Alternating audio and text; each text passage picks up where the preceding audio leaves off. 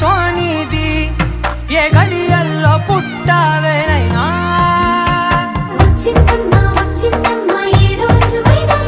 నా ఊహల్లో నా ఊరేగింది నువ్వమ్మా నా బ్రహ్మచర్యం బాకీ చెరిపేసిందమ్మా